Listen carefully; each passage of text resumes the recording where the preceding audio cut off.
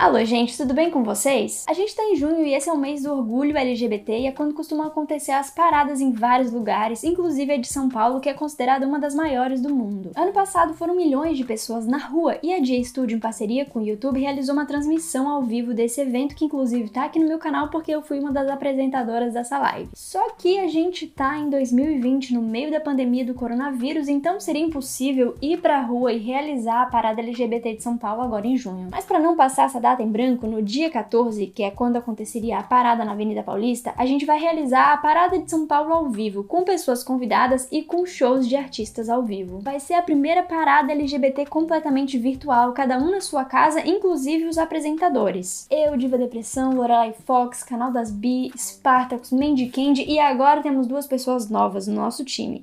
Gianluca e Nathalie Neri. Vai ser dia 14 de junho, domingo, a partir das 2 horas, nos nossos canais, no canal da Dia Studio, no canal do YouTube e no canal da ONG da Parada de São Paulo. Como vai ser uma parada virtual, vai ser muito mais divertido se vocês participarem com a gente desse momento, e para isso é só usar a hashtag ParadaSP ao vivo. E eu não posso deixar de agradecer ao Bradesco, que já esteve com a gente no projeto da live de 2019 e tá com a gente de novo em 2020, nesse ano tão complicado para tanta gente que tá vivendo em isolamento social. Mas em relação a isso, eu queria trazer alguns questionamentos nesse vídeo. Esse isolamento social é novo pra quem? Quantas vezes a população LGBT precisou viver escondida? Quem pode ficar em casa em segurança nesse momento? Vamos falar um pouco sobre isso, então pega seu chá, seu café ou sua água e senta aí pra gente conversar.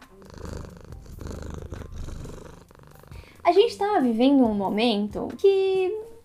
não sei que palavra usar pra definir 2020, se você quiser me dar uma ideia, porque, sinceramente, eu não sei. A recomendação da Organização Mundial da Saúde para minimizar os impactos da pandemia é o isolamento social, ou seja, ficar em casa. Em maio saiu um estudo que mostrava que a população LGBT é uma das que mais sofrem com o impacto do isolamento social. Os problemas de saúde mental durante o isolamento são o maior problema para quase 50% das pessoas entrevistadas. Além disso, 21,6% dessas pessoas afirmaram que estão desempregadas. Esse número é quase o dobro da taxa de desemprego atual do Brasil. Embora essa seja uma realidade, o Estado não está propondo nenhuma política pública de combate ao coronavírus que considere questões de gênero, sexualidade, raça, classe, idade, deficiências, enfim, na verdade, não está propondo política pública de combate ao coronavírus mesmo. Muito pelo contrário, né? A gente está falando sobre populações que sempre foram invisibilizadas. E mais do que isso, populações que sempre foram perseguidas, criminalizadas e assassinadas. Pessoas LGBT ao longo da história foram vítimas de trabalhos forçados, experiências científicas, castigos físicos, prisão, lobotomia, castração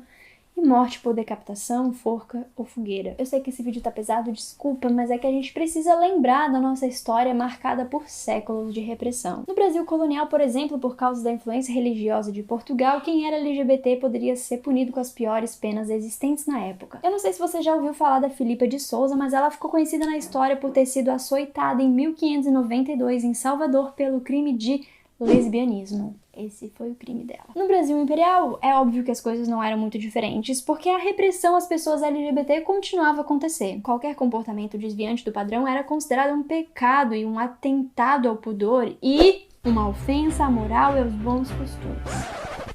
Isso te lembra alguma coisa? Um brinde a esse discurso que permanece vivo até hoje. Com a República, a situação não mudou. Na verdade, no século XIX, a homossexualidade deixou de ser apenas uma prática pecaminosa e passou a ser classificada como um comportamento anormal, uma patologia chamada de homossexualismo. Não era mais só a religião que estava em jogo, o discurso médico e científico também começou a ver as pessoas LGBT como casos que precisavam ser estudados, classificados e que necessitavam de cura e correção. É num contexto como esse que Alan Turing foi condenado à castração química. Se você viu o filme O Jogo da Imitação, você sabe que Alan Turing foi um matemático muito importante, considerado um dos pioneiros da computação e que teve um papel decisivo na Segunda Guerra contra a Alemanha. Mesmo assim, ele respondeu a um processo criminal em 1952 por causa da sua homossexualidade e foi condenado à castração química e a um tratamento com hormônios. Avançando um pouco no tempo e voltando para o Brasil, a gente tem a ditadura militar, instaurada depois do golpe de 1964, que durou mais de 20 anos. Esse aparato militar era explicitamente contra pessoas consideradas subversivas e comunistas, mas houve também uma repressão contra comportamentos sexuais desviantes. Pessoas LGBT, prostitutas e qualquer pessoa que representasse uma ameaça ao quê? A moral e os bons costumes. Pessoas LGBT foram perseguidas, foram presas, censuradas, perderam seus empregos, não tinham liberdade para sair na rua com seus amores, com as roupas que queriam usar, enfim, não tinham liberdade para viver. E essa repressão do Estado contra as pessoas LGBT não estava acontecendo só no Brasil. Inclusive, junho é considerado o mês do orgulho LGBT por causa da revolta de Stonewall que aconteceu nos Estados Unidos em 1969. Até poucos anos antes, qualquer comportamento que não seguisse os moldes heteronormativos era considerado crime em todos os estados norte-americanos. Se a LGBTfobia era institucionalizada, é óbvio que ela não tinha acabado em 1969, e nem em 2020. Então Stonewall Inn era tipo o único bar de Nova York que recebia pessoas LGBT e que lá elas poderiam dançar e usar as roupas que quisessem. Só que mais ou menos, porque a polícia costumava fazer invasões violentas e agredia e prendia pessoas, e foi o que aconteceu no dia 28 de junho de 1969. Só que quem tava lá resolveu resistir à violência policial. Esse levante resultou numa série de manifestações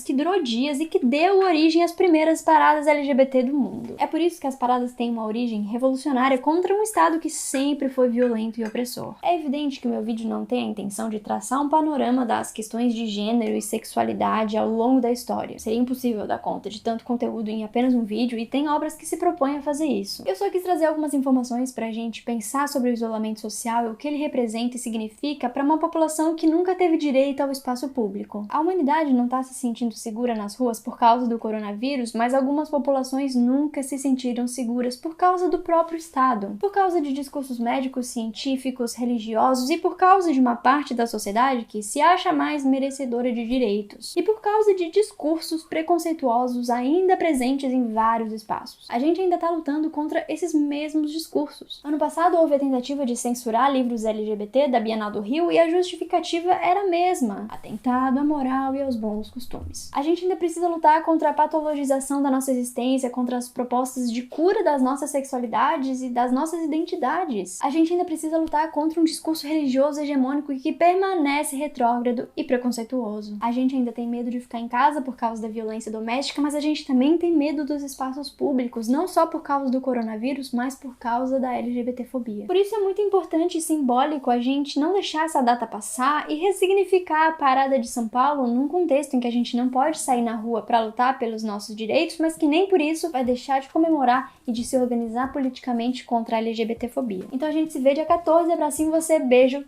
tchau!